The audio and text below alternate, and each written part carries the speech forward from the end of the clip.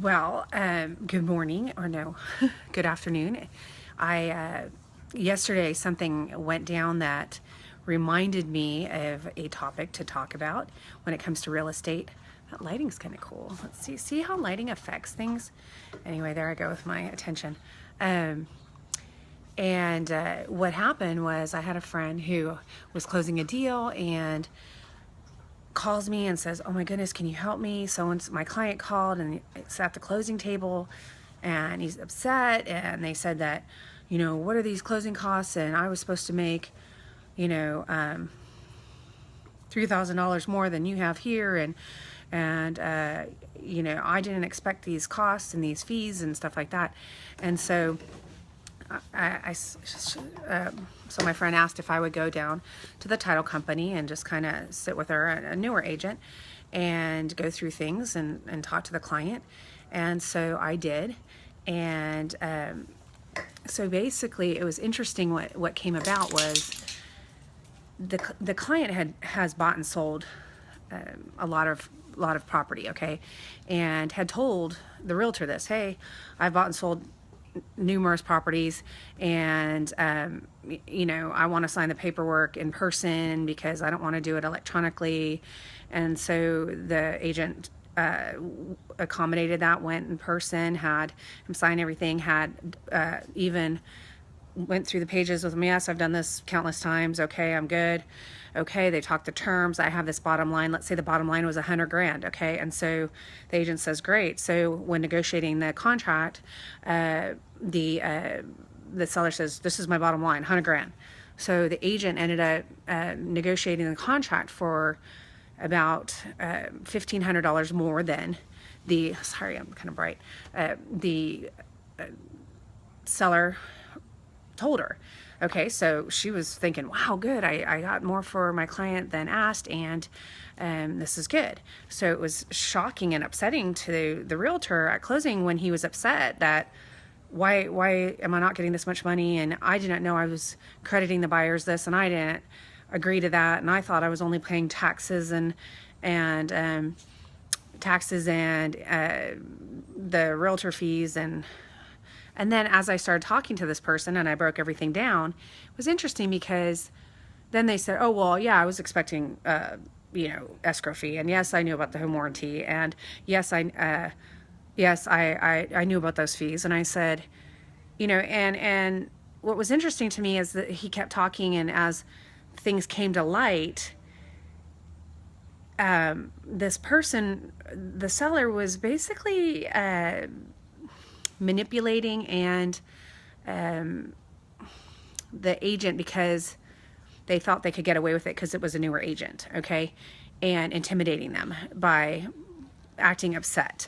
And so by the time we broke everything down, and he says, "Oh, well, I didn't know about that, and I didn't know about this," and then the agent says, "Well, I have these texts. I've already bought and sold lots of real estate." So basically it became evident that this seller, I don't know what the seller was trying to achieve, but when I broke it all down, I said, "You said to sell it this. What was it? I said $100,000. Okay, we got $100,000. He said sell at $100,000. Let's say that was the number, and we got $101,500. So there was $1,500 more than he said to sell it to this buyer for. But then now he's saying, why am I not getting more money?" So we broke it all down and we said, "Look, we not only did we sell it for $1,500 more than you told us to sell it for, you're telling me now that you already knew there was an escrow fee and these fees and the taxes, and you haven't paid your taxes." And so it was an uncomfortable situation, but it was a good reminder to me, and to my friend who I was there for, and other realtors, to remind ourselves, this guy's like, "Well, I didn't have the cost broken down for me." And I said, "Oh, well, you didn't have a net sheet when you accept the offer. You didn't have a net sheet presented to you." And he's like, "No, I didn't see these fees broken down before closing." And then after I got off the phone with him, then my agent tells me how, well, he told me he's done this all these times and he knows there's escrow fees, and just tell me what my realtor fees are because I've done this so many times. And so the point is, it reminded me of the Trek rules, or the Trek encouragements, and to maintain your text messages, keep track of your text messages, keep track of dialogue via Facebook Messenger, because it was evident here that there was manipulation going on, and he said one thing to her and then was saying another thing at the closing table. And I don't know where the extra money was going to come from that he thought he was supposed to get, but it was so clear by the end of it all that he was off. So protect yourself, save your text messages, save your Facebook correspondence with people. And even if they say to you, oh yeah, I'm an investor, I've bought and sold 5-10 properties, I know what fees, I have fees, and I know the taxes and escrow fees, it's okay, you know, we're good. Make sure you provide that anyway and have them sign it. Okay, I save those net sheets and I email them, so I have records of sending them to them. And you can even, and if you're having them sign in person, then bring that net sheet there in person and have them sign that. And when you get offers, run another net sheet and run another net sheet, but send it via email, and or if you know, if you really feel like protecting yourself, then have them initial it so that they can't turn on you. Another thing that I was reminded of, another agent that I worked with, she had some sellers and had 2 parcels of property, and one was listed, the main property was listed, a home, and then there was some additional acreage. And my clients said, hey, we'd like to buy both, because in the notes it said other acreage available. So we said, yeah, we want to buy both.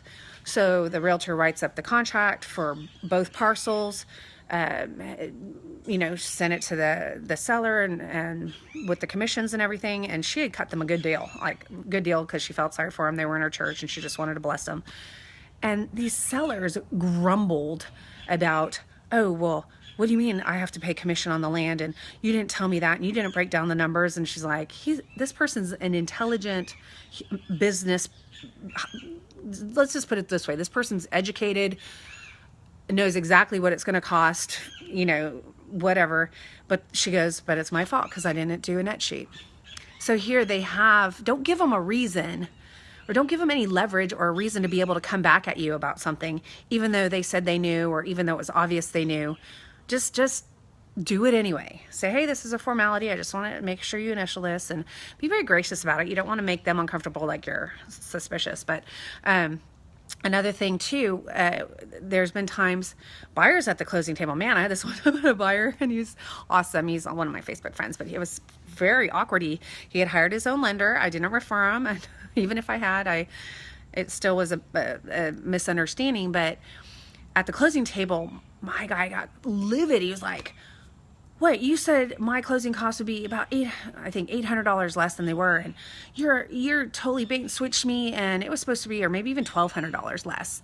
I mean, it was a big chunk of change, and I was mortified. I was like, oh my gosh. I'm looking at the lender, and I'm going, and thank God the lender was at the closing table. I was like, what happened? What are you doing? Looks shady. And I just said that right there. I'm like, you need to explain this to me, because I don't think it looks good either.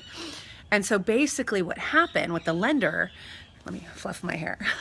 No, basically what happened with the lender is there's discount points oftentimes offered when you lock in on a loan.